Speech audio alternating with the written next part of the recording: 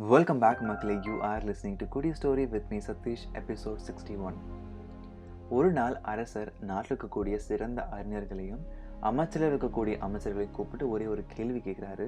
அது என்ன அப்படின்னா, நம் நாட்டுக்கு தேவையான சிறந்த முடிவுகள், அதாவது எந்தெந்த டெசிஷன் எடுக்கும் போது எல்லா தருணத்துலையும் நாங்கள் கூட பேசி தான் சிறந்த முடிவுகள் எடுத்திருக்கேன். என்னைக்காவது ஒரு நாள் நீங்கள் யாருமே என் கூட இல்லை அப்படின்னா என்னுடைய சந்தோஷம், துக்கம், கவலை, ஏமாற்றம் இந்த மாதிரி தருணத்தில் எனக்கு ஹெல்ப்ஃபுல்லாக இருக்கிற மாதிரி ஏதாவது ஒரு மந்த்ரா இருக்கா? அது மந்த்ரா இருந்தால் அது என்னது அப்படிங்கிறத என்கிட்ட சொல்லுங்கள் அப்படின்னு சொல்லி ராஜா அவங்க எல்லாத்துட்டையும் கேட்குறாரு. அறிஞர்களும் அமைச்சர்களும் ரொம்ப நேரம் டிஸ்கஸ் பண்ணி முடிச்சுட்டு ஒரு முடிவுக்கு வராங்க. அவங்க எல்லாருமே ஒரே ஒரு வாக்கியம், அதாவது ஒரே ஒரு சிம்பிள் லைனை எழுதி அது பேப்பரில் எழுதி ராஜா கிட்ட கொடுக்குறாங்க. ராஜா, இதை நீங்கள் இப்போ பிரித்து படிக்கக்கூடாது. உங்களால் எப்போ ஒரு விஷயத்தை சுத்தமாக ஹேண்டில் பண்ணவே முடியல அப்படிங்கிற தருணம் வரும்பொழுது மட்டும் இதை எடுத்து படித்து பாருங்கள் அப்படின்னு சொல்லி கொடுக்குறாங்க. ராஜாவும் அந்த பேப்பரை வாங்கி மடித்து அவருடைய வைர மோதிரம் அடியில் வச்சுட்டாரு.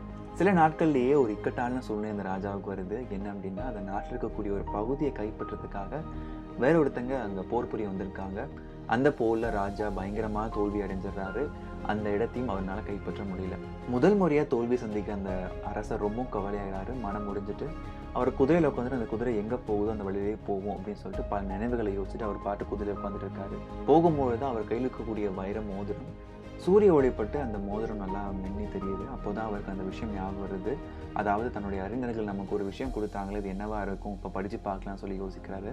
உடனே அதை எடுத்து படித்து பார்க்குறாரு. அது என்ன எழுதியிருக்கு அப்படின்னா, this too shall pass away, இதுவும் கடந்து போகும் அப்படின்னு எழுதியிருக்கு. முதல் முறை படிக்கும்போது அவருக்கு எதுவுமே புரியலை. 2-3 தடவை படித்து பார்த்த பிறகு புரியுது அவருக்கு, இந்த தோல்வி நமக்கானது கிடையாது, மீண்டும் வளமுடன் போய் அந்த இடத்த கைப்பற்றி வரணும் அப்படின்னு சொல்லிட்டு அந்த ராஜா முடிவெடுக்கிறாரு.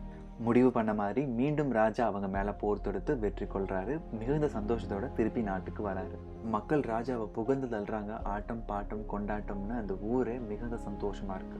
மகிழ்ச்சியின் உச்சத்தில் இருக்கக்கூடிய அரசர் நாட்டு மக்களோட பேசும்பொழுது சொல்றாரு, என்னை வெல்றதுக்கு இந்த உலகில் யாரும் பிறக்கவே இல்லை அப்படிங்கிற அளவுக்கு தன்னை புகழ்ந்து பேசிட்டு இருக்காரு. பேசிட்டு இருக்கும்போது எதிர்ச்சியாக அவருடைய கண் அவர் மோதிரத்தை பார்க்குது.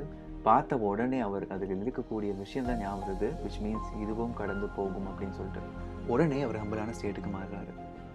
நாளைக்கு என்ன நடக்குங்கிறது நமக்கு தெரியாது, அடுத்த செகண்ட் நடக்குங்கிறதே நமக்கு தெரியாது. நிரந்தரமே இல்லாத அந்த உலகத்தில் நம்மளுடைய கவலைகள் மட்டும் எப்படி நிரந்தரமாக இருக்க முடியும்? ஃப்யூச்சரை நினச்சி பயப்படாமல் ஃப்யூச்சருக்காக ப்ரிப்பேர் பண்ணியிருக்குங்கிறது முக்கியமான விஷயம். If you are going through hard time currently, don't forget to remind you that இதுவும் கடந்து போகும். With this note, I'm signing off. Meet you next Wednesday. நான் உங்களை மீட் பண்ணுறேன். Until then, bye from Satish Venkatachtam.